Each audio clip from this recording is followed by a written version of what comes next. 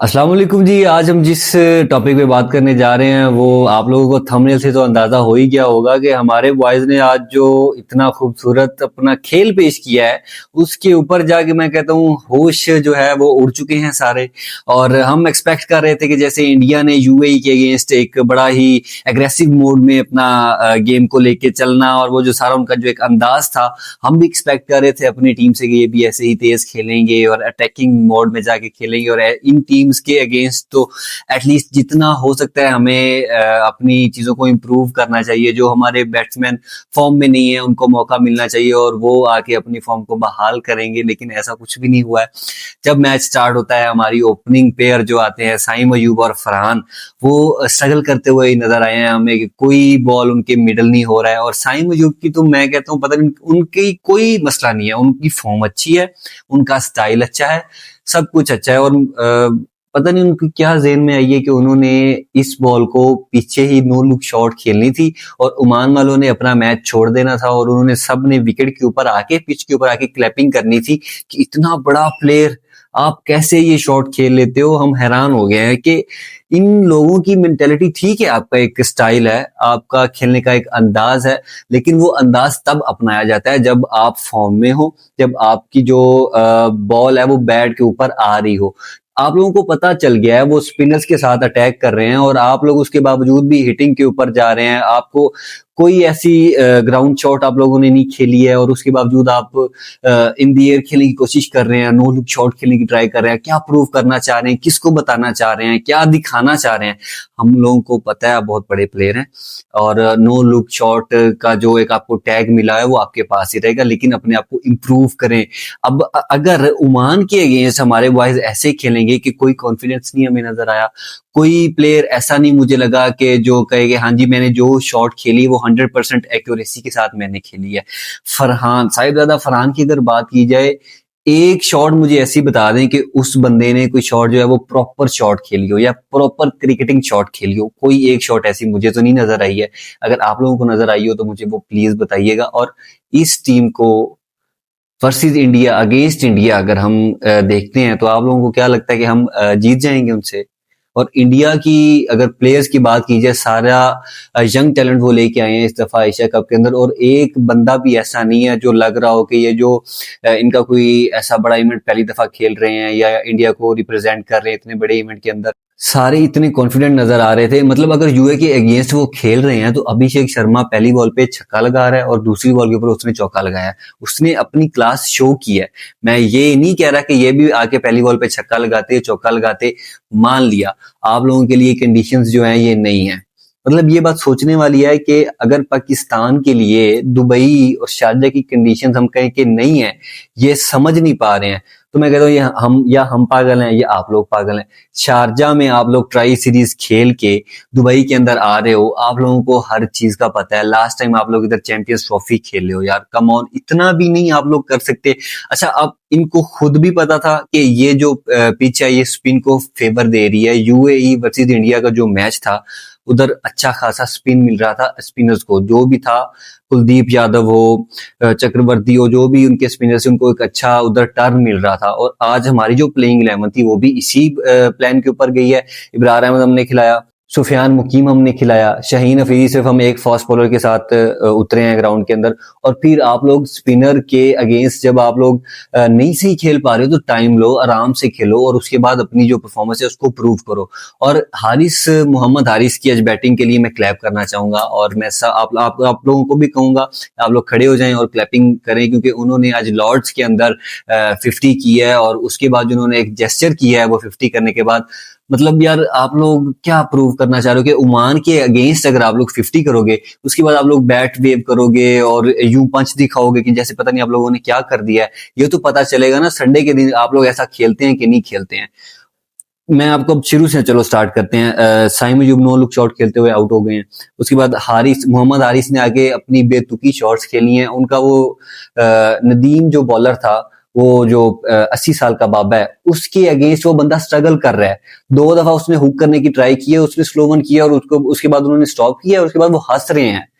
यार आप लोगों का इतना भी नहीं, आप लोगों को एक शॉट मुझे दिखाएं जो आप लोगों ने स्ट्रेट ड्राइव की हो, एक शॉट भी ऐसी नहीं थी।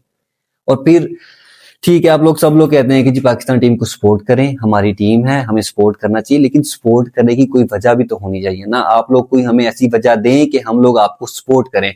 उसके बाद हमारे कैप्टन साहब आते हैं। अब कैप्टन साहब की बात सुन लें कि 2 दिन पहले वो इंजर्ड हो गए हैं जी। और इंजर्ड क्यों हुए हैं, ये वजह हमें अभी तक किसी को नहीं पता है कि वो क्यों इंजर्ड हुए हैं, कैसे इंजर्ड हुए हैं। हाँ, उन्होंने नेक के ऊपर बैंडेज लगाई हुई थी, जिसके ऊपर एक सवाल किया गया कि ये इंजर्ड क्यों हुए हैं, कैसे हुए हैं, ये रिकवर कर पाएंगे, नहीं रिकवर कर पाएंगे। मतलब यार, इतने बड़े इवेंट के ऊपर जाके इनकी स्लीपिंग रूटीन ये है कि ये एक साइड पे ज्यादा देर सो लें तो इनके जो मसल्स हैं वो स्ट्रेस हो जाते हैं। कौन सा स्ट्रेस है आप लोगों के ऊपर, किस चीज का स्ट्रेस है आप लोगों के ऊपर?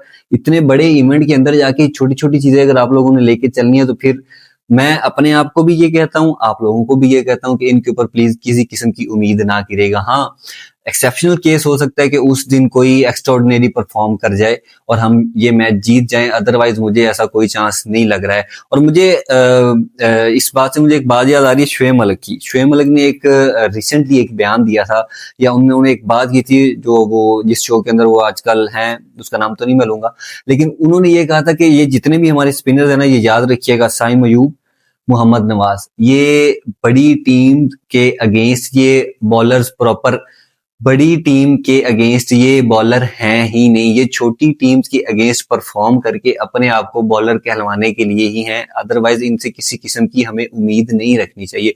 और मैं इस बात के साथ एग्री करता हूं कि अफगानिस्तान के खिलाफ अगर मोहम्मद नवाज ने 5 विकेट्स ले ली हैं तो क्या आप लोग ये एक्सपेक्ट करते हैं कि वो इंडिया के अगेंस्ट भी ऐसी बॉलिंग करेंगे? बिल्कुल, मुझे तो ऐसा बिल्कुल नहीं लगता है। अगर आप लोगों को लगता है तो आप लोग मुझे बताइएगा। और इस सारी बातों का मकसद यही नहीं है कि मैं इनके अगेंस्ट हूं या मैं ये चाहता हूं कि ये हार जाएं, खुदा ना करे। मैं ये कहता हूं कि एटलीस्ट आप वो प्रोफेशनलिज्म हमें दिखाएं तो सही, हम भी अप्रिशिएट करें आपको, और दिल से अप्रिशिएट करें। कब तक हम मजबूरन एज ए पाकिस्तानी, या हम अपनी कंट्री को रिप्रेजेंट कर रहे हैं इसलिए हम सपोर्ट कर रहे हैं जी, कि हमें पाकिस्तान से प्यार है इसलिए हम कर रहे हैं, अदरवाइज कोई प्लेयर्स वाली आपके अंदर तो बात फिर नहीं है ना।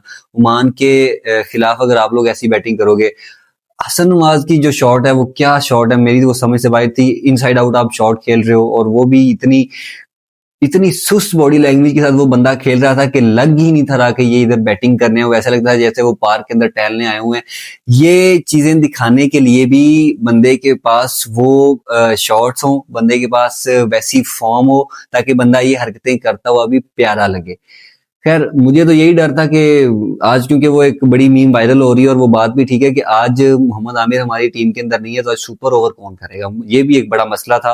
और इस मसले के ऊपर काफी बहस हो रही थी कि अगर आज हम ओमान के खिलाफ अगर नहीं अच्छा परफॉर्म करते हैं तो सुपर ओवर कौन करेगा।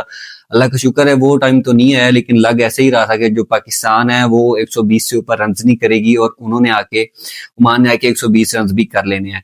और अगर हम अब बात करते हैं जी बॉलिंग की, शहीन का जो पहला ओवर था उसके अंदर जो ओमान की कैप्टन है जितेंद्र, वो इतने इजीली उनको खेल रहे थे। वही सिंपल प्लान के उसने आना है शहीन ने भाग के, और अपनी पहली 4 की 4 जो बॉल्स हैं वो यॉर्कर करने की उसने बंदे ने कोशिश करनी ही करनी है, चाहे जो मर्जी कर ले। और इसी के अंदर उन्होंने एक फुल टॉस भी दी है, जिसके ऊपर उन्होंने खैर रोक लिया। बात करने की है कि आप लोगों की वही मेंटेलिटी है, वही के वही आप खड़े हैं। 2 साल पहले हमारा स्ट्राइक कैंप शुरू हो गया जी, हम नेट सेशंस कर रहे हैं जी, हम ट्राई नेशन सीरीज खेल रहे हैं जी इस एशिया कप के लिए। और जब एशिया कप आता है तो आप लोग ये हमें दिखा रहे हो कि आप लोगों के पास अभी कोई रिदम ही नहीं है, आप लोगों के पास कोई फॉर्म ही नहीं है। माइक हैसन की जो प्रेस कॉन्फ्रेंस हुई है उसके अंदर उसने ये बात एडमिट की है, माइक हैसन ने, कि हाँ हम मानते हैं कि नए प्लेयर्स हैं, अभी हमारी जो बैटिंग है वो उस लेवल की नहीं है कि हम इनके ऊपर उम्मीद करें कि ये उतना अच्छा परफॉर्म करें। उन्होंने तो ऐसा कुछ नहीं कहा, लेकिन उनके कहने का जो लुबे लुबाब था वो यही था कि हाँ हम स्ट्रगल कर रहे हैं, लेकिन हम उम्मीद करते हैं जो हमारे बॉयज हैं वो फॉर्म के अंदर वापस आएंगे और वो परफॉर्म करेंगे। हम भी यही दुआ करते हैं परफॉर्म करेंगे, लेकिन अभी भी अगर मगर और दुआओं के ऊपर अगर सब कुछ लेके चलना है ना, कब तक ये सब कुछ चलता रहेगा? ऐसे नहीं होता है। You have to prove your yourself आप एक मुल्क को रिप्रेजेंट कर रहे हो, एक प्रोसेस से गुजर के आए हो, PSL खेलते हो, डोमेस्टिक लेवल के मैचेस खेलते हो, पूरी दुनिया के अंदर आप लोग लीग्स खेलते हो, उसके बाद आप लोगों का ये कॉन्फिडेंस लेवल है, तो शर्म ही आएगी कि मैं ये कहूँ कि आप लोग हमें उधर रिप्रेजेंट करने गए हुए हैं। और बात क्या, मतलब बात करने का कोई, मेरे पास तो कोई ऐसा नहीं है कि मैं आप लोगों को क्या कहूँ।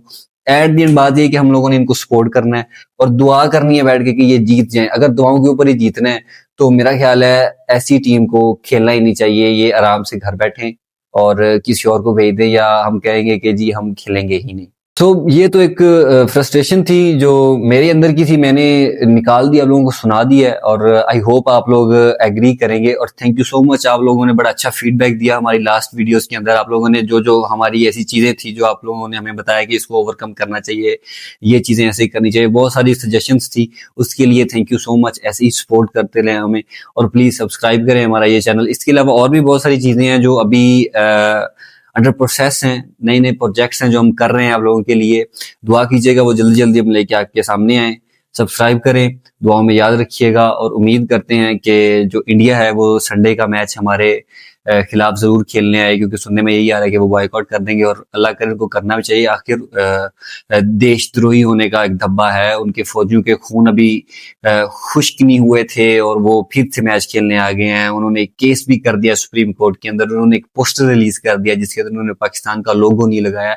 इतनी सारी चीजें जहाँ हो तो डेफिनेटली वो तो नहीं खेलेंगे, लेकिन ऐसा कुछ भी नहीं है। वो कहते हैं बाप ना भैया सबसे बड़ा रुपया, जहां पर पैसा होता है वहां पर सारे दुम हिलाते हुए चले आते हैं, और वही हो रहा है। इंडिया भी खेलेगी, इरफान पठान बैठ के कमेंट्री भी करेंगे। सो मुझे तो दीजिए इजाजत, देखते हैं संडे को क्या बनता है। अल्लाह हाफिज।